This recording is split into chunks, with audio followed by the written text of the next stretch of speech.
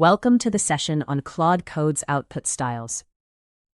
We'll start by understanding why output styles matter for developers, then explore the built-in options, how to switch them, and finally how to craft your own custom style. By the end, you'll be able to pick the right style for any workflow and even extend Claude Code with your own prompts. Many teams struggle with Claude given either too much detail or not enough context. Output styles let you tell Claude exactly how much explanation or interaction you want, turning a generic assistant into a focused mentor or a silent coder. This hook sets the stage for the practical steps ahead. We'll walk through each objective, starting with the default, explanatory, and learning styles, then practice changing them, build a custom style, and finally see how they differ from other prompt extension mechanisms. This roadmap keeps our learning focused. Claude Code ships with 3 ready-to-use styles. The default is the workhorse. Explanatory turns Claude into a tutor. And learning creates a collaborative coding session where you fill in strategic gaps.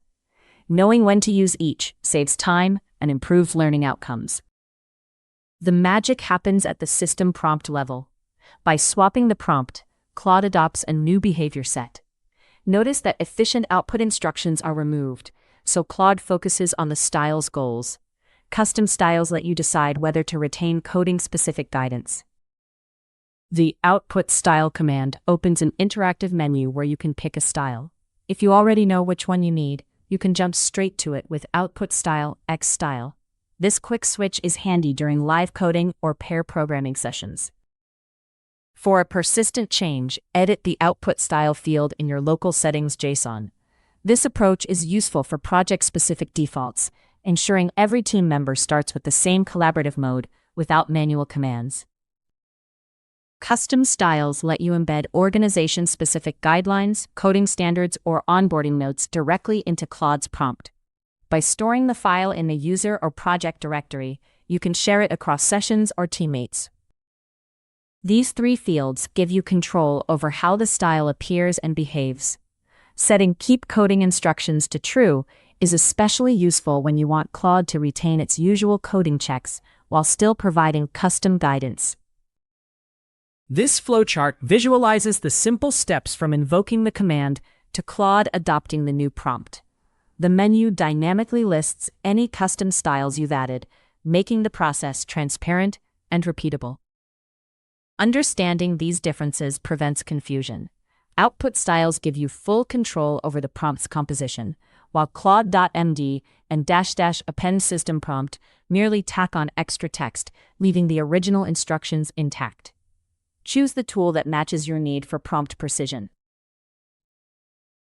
While built-in styles are convenient, custom styles let you fine-tune Claude's behavior for your organization's workflow, such as enforcing security policies or specific documentation standards. This flexibility is a key advantage for larger teams. Here's a concrete example. The Frontmatter defines how the style appears, and the body adds a clear instruction for Claude to seek clarification first. This pattern can be replicated for any domain-specific guidance you need. We've covered the full lifecycle of output styles, from understanding the built-in options through switching them on the fly to crafting your own.